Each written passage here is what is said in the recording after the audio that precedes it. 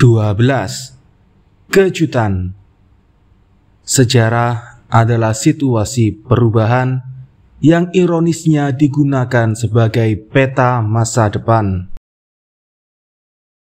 Profesor Stanford Scott Sagan pernah mengatakan sesuatu yang seharusnya dipajang di dinding semua orang yang mengikuti ekonomi atau pasar investasi. Hal-hal yang tak pernah terjadi dulu terjadi sepanjang masa. Sejarah umumnya mempelajari peristiwa mengejutkan, namun sejarah sering digunakan investor dan ahli ekonomi sebagai pedoman masa depan yang pasti benar. Anda lihat ironinya, Anda lihat masalahnya. Mengapresiasi sejarah ekonomi dan investasi itu bagus.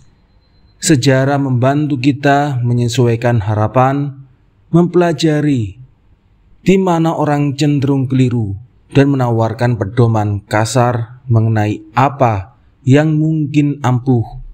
Namun sejarah bukan peta masa depan dalam bentuk apapun. Satu jebakan yang menjerat banyak investor saya sebut sesat pikir ahli sejarah sebagai peramal, terlalu mengandalkan data masa lalu sebagai sinyal kondisi masa depan di bidang di mana inovasi dan perubahan adalah pendorong kemajuan.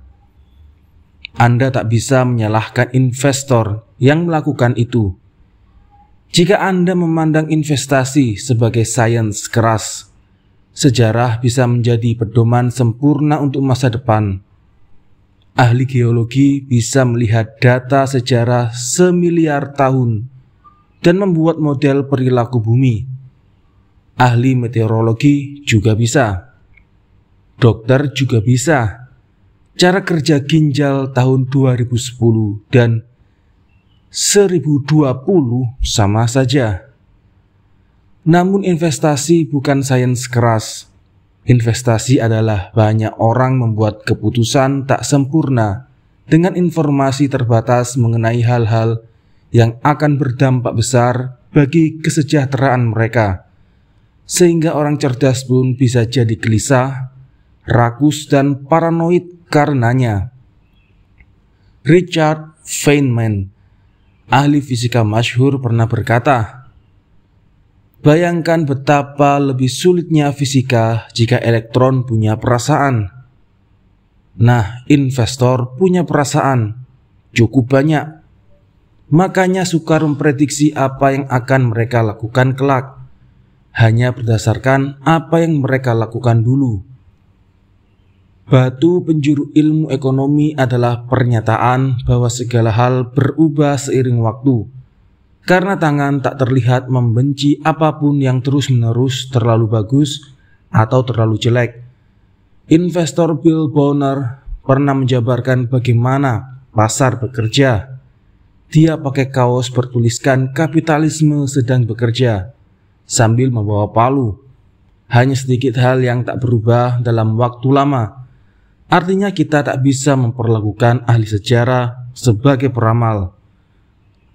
Pendorong paling penting apapun yang berhubungan dengan uang adalah cerita yang dikatakan orang kepada diri sendiri dan preferensi mereka terhadap barang dan jasa.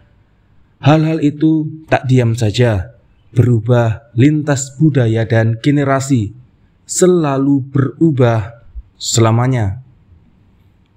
Trik mental yang mengecoh diri kita adalah kegaguman berlebihan terhadap orang berpengalaman dalam hal uang.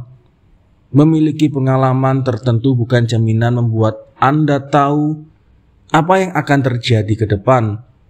Malah justru itu jarang terjadi, karena pengalaman lebih banyak mengarah ke kepercayaan diri berlebihan, bukan keahlian memperakirakan. Investor Michael Bentrick pernah menjelaskannya ketika menghadapi argumen bahwa hanya sedikit investor yang siap kalau suku bunga naik karena tak pernah mengalaminya.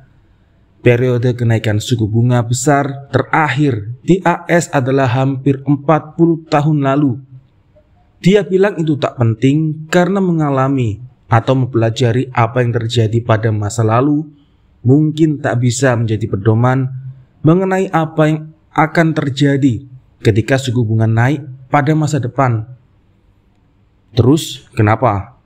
Apa kenaikan suku bunga sekarang sama dengan yang sebelumnya atau sebelumnya lagi? Apa kelas aset yang beda akan berperilaku mirip, sama, atau kebalikannya? Di satu sisi, orang yang sudah berinvestasi melalui kejadian pada 1987, 2000, dan 2008 sudah mengalami banyak pasar berbeda. Di sisi lain, mungkinkah pengalaman itu mengarah ke kepercayaan diri berlebihan, tak mau mengaku keliru, menyamakan dengan hasil dulu?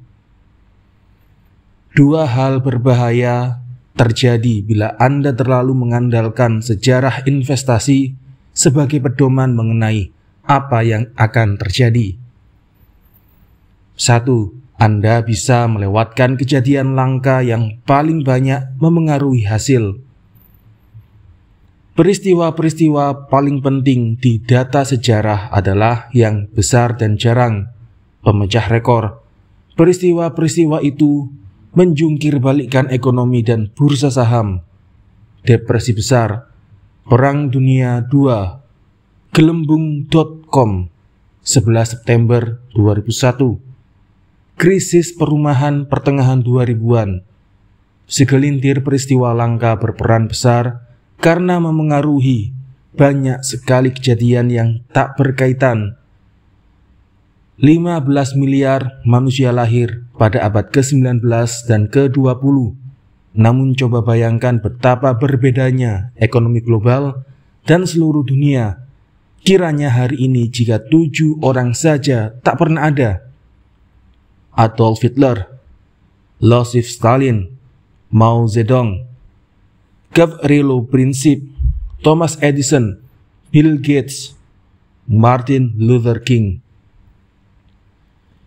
Saya bahkan tak tahu apa itu daftar yang paling bermakna. Namun hampir semua hal di dunia sekarang, dari perbatasan negara, teknologi, sampai norma sosial, bakal berbeda jauh jika 7 orang itu tak meninggalkan jejaknya.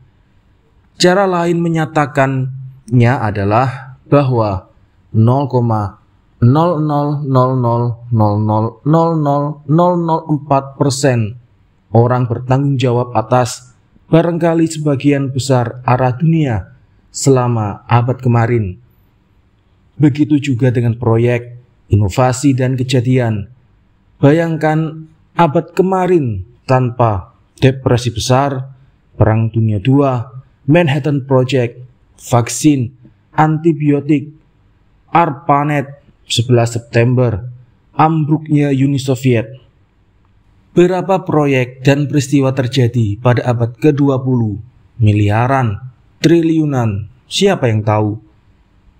Namun 8 di atas memengaruhi dunia jauh lebih besar daripada yang lain.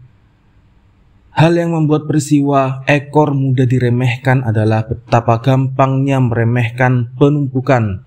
Contoh, 9.11 mendorong Federal Reserve menurunkan suku bunga yang membantu mendorong gelembung sektor perumahan yang mengarah ke krisis keuangan, menyebabkan buruknya pasar tenaga kerja, sehingga puluhan juta orang memilih kuliah, sehingga muncul utang biaya kuliah 1,6 triliun dolar dengan tingkat macet 10,8%.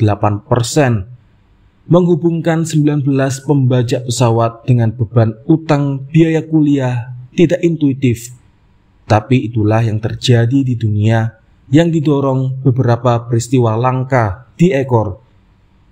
Sebagian besar kejadian pada sembarang waktu di ekonomi global bisa dikaitkan dengan segelintir peristiwa masa lalu yang nyaris mustahil diprediksi.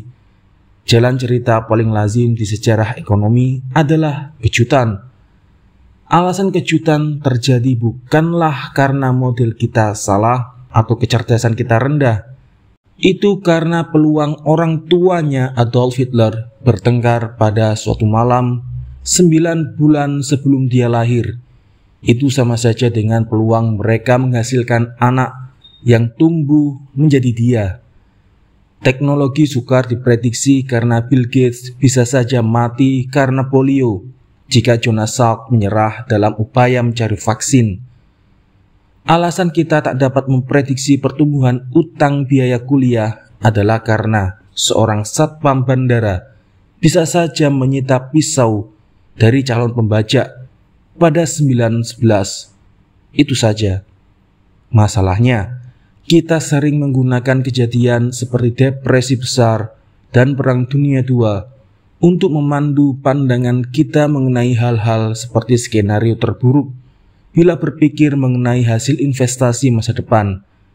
Namun peristiwa yang membuat rekor itu sebelumnya tak pernah terjadi. Jadi, pembuat perakiraan yang berasumsi bahwa kejadian terburuk dan terbaik pada masa lalu akan sebanding dengan kejadian terburuk dan terbaik pada masa depan berarti tidak memperhatikan sejarah. Mereka malah menganggap bahwa sejarah peristiwa yang sebelumnya tak pernah terjadi, tak berlaku pada masa depan. Nassim Taleb menulis di bukunya Fooled by Randomness. Di Mesir zaman Fir'aun, para juru tulis mencatat batas tinggi tertinggi sungai Nil dan menggunakannya sebagai perkiraan skenario kejadian terburuk masa depan. Hal yang sama bisa dilihat di reaktor nuklir Fukushima yang mengalami kegagalan katastrofik pada 2011 ketika tsunami melanda. Reaktor Fukushima dibangun agar bisa menahan gempa terburuk yang pernah terjadi dalam sejarah, dan pembangunannya tak membayangkan keadaan yang lebih buruk lagi, serta tak berpikir bahwa kejadian terburuk masa lalu pasti merupakan kejutan, karena sebelumnya tak pernah terjadi. Itu bukan kegagalan analisis, melainkan kegagalan membayangkan.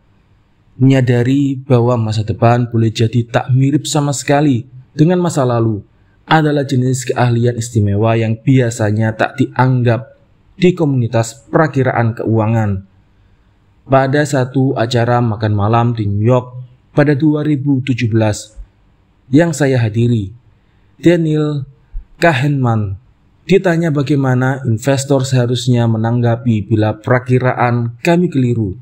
Dia berkata, "Sewaktu kita kaget karena sesuatu, bahkan jika kita akui bahwa kita membuat kesalahan, kita berkata, 'Oh, saya tak akan membuat kesalahan itu lagi.'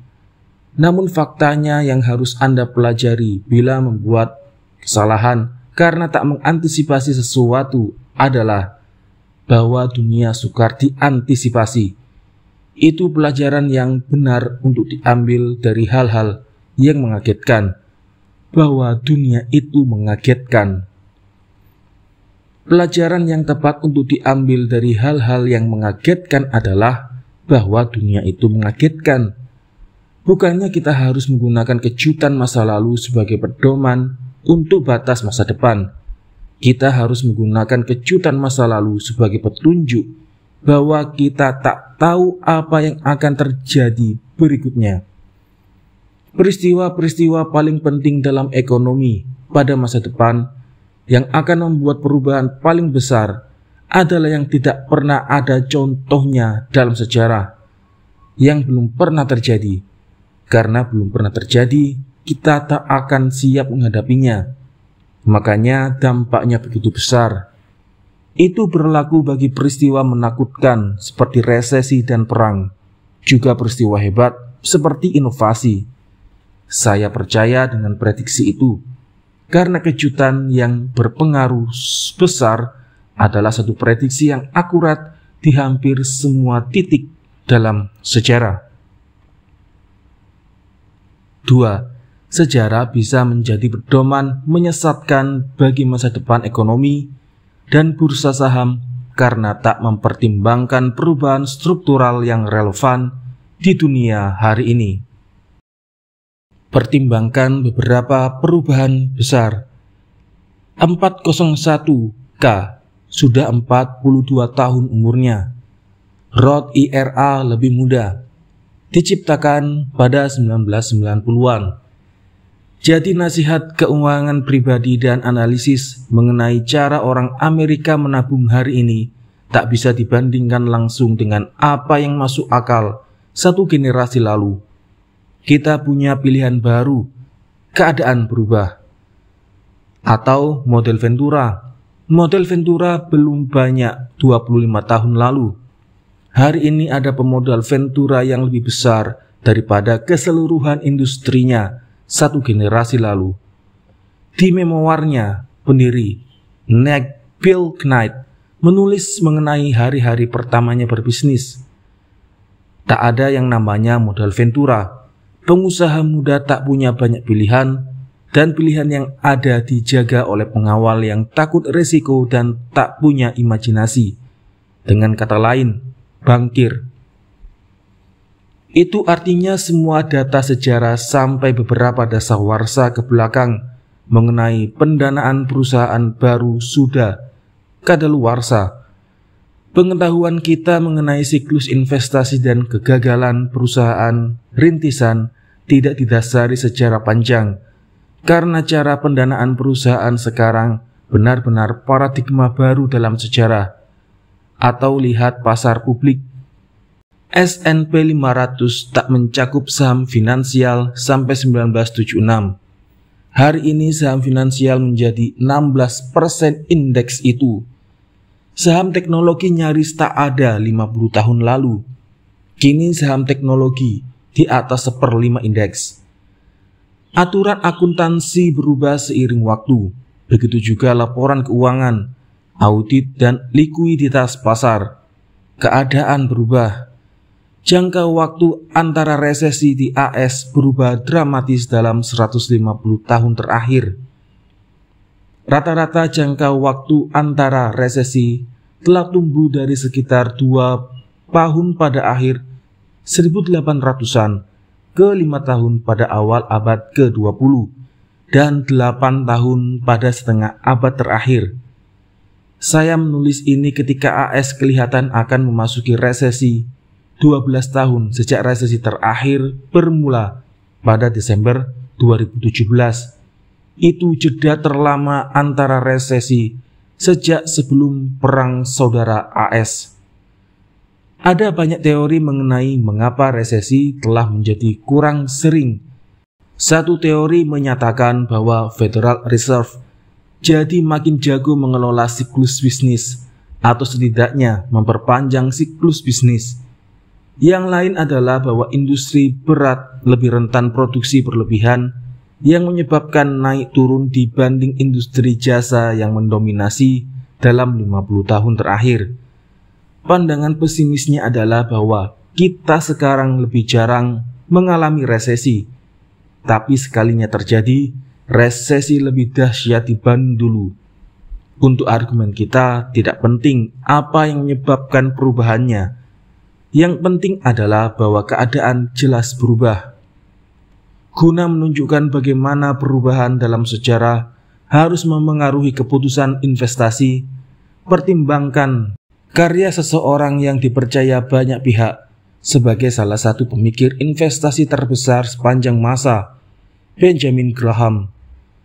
Buku klasik Graham, The Intelligent Investor, bukan cuma teori. Buku itu memberi arahan praktis seperti rumus yang investor bisa gunakan untuk membuat keputusan investasi cerdas. Saya membaca buku Graham sewaktu remaja. Ketika belajar investasi untuk pertama kali, rumus-rumus yang disajikan di buku itu menarik bagi saya, karena benar-benar merupakan instruksi langkah demi langkah untuk menjadi kaya. Ikuti saja instruksinya, tampaknya gampang. Namun sesuatu jadi jelas bila kita mencoba menerapkan rumus-rumus itu. Hanya sedikit yang benar-benar ampuh.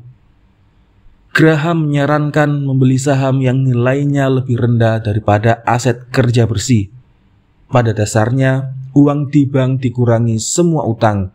Kedengarannya bagus, tapi hanya sedikit saham yang benar-benar semurah itu. Selain misalnya saham yang nilainya sudah hancur karena kasus penipuan akuntansi. Satu kriteria Graham menyuruh investor konservatif untuk menghindari saham yang harganya di atas 1,5 kali nilai pembukuan. Jika Anda mengikuti aturan itu selama dasawarsa kemarin, Anda tak bakal memiliki saham apapun selain saham asuransi dan bank. Tidak ada keadaan di mana aturan tadi sesuai. The Intelligent Investor adalah salah satu buku investasi terbesar sepanjang masa.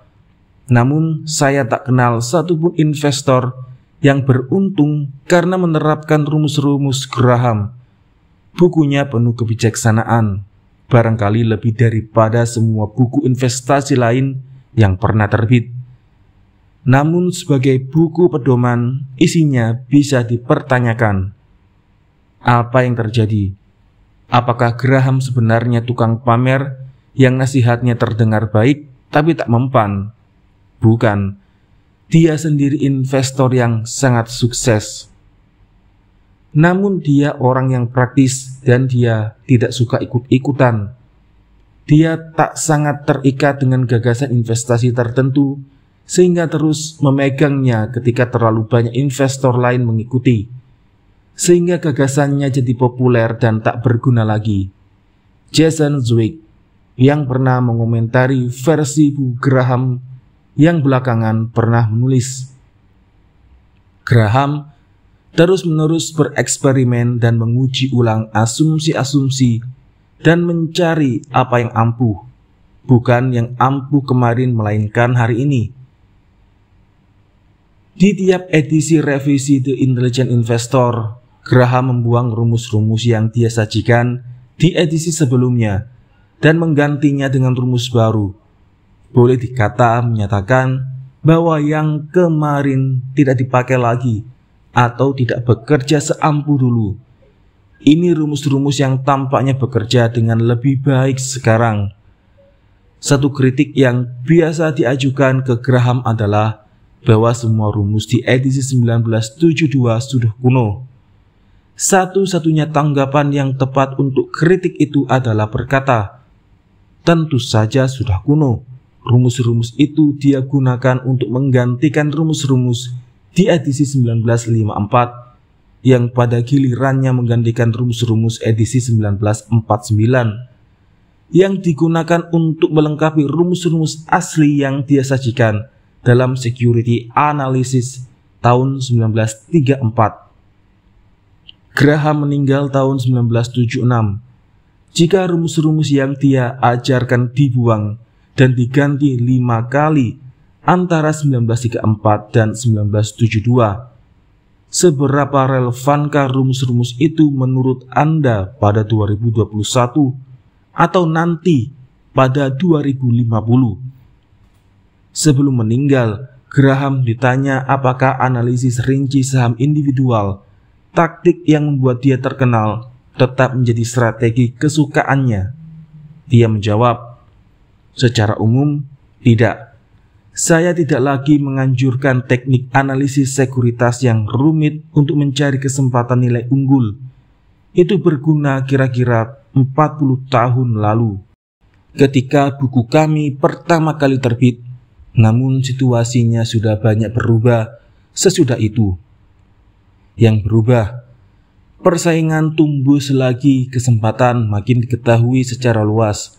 Teknologi membuat informasi lebih mudah diakses, dan industri berubah selagi ekonomi bergeser dari sektor industri ke teknologi yang memiliki siklus bisnis dan penggunaan modal berbeda.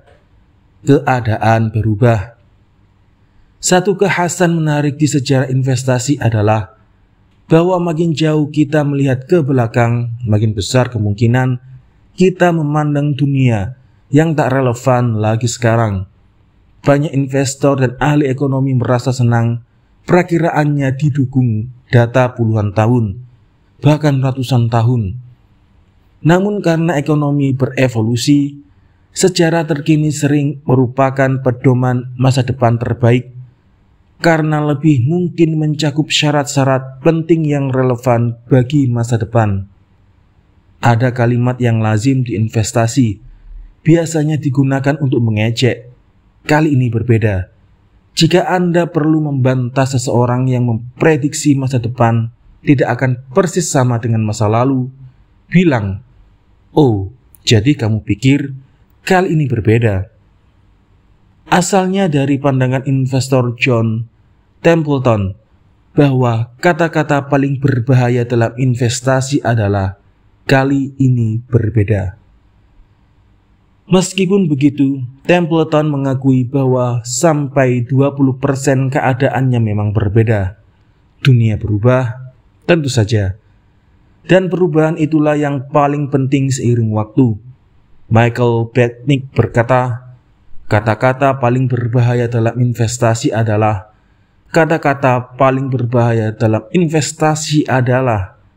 kali ini berbeda. Bukan berarti kita harus mengabaikan sejarah ketika berpikir mengenai uang, namun ada nuansa penting. Makin jauh ke belakang dalam sejarah kita memandang, seharusnya pelajaran yang diambil makin umum. Hal-hal umum seperti hubungan orang dengan sifat tamak dan rasa takut, bagaimana perilaku orang dalam tekanan, dan bagaimana orang menanggapi insentif itu cenderung sama saja sepanjang zaman. Sejarah uang berguna untuk hal-hal semacam itu. Namun, tren spesifik, jual beli spesifik, sektor spesifik, hubungan sebab akibat spesifik mengenai pasar, dan apa yang orang harus lakukan dengan uangnya selalu menjadi contoh evolusi yang sedang berlangsung. Ahli sejarah bukan peramal. Pertanyaannya, bagaimana seharusnya kita berpikir dan merencanakan masa depan? Mari kita lihat di bab berikutnya.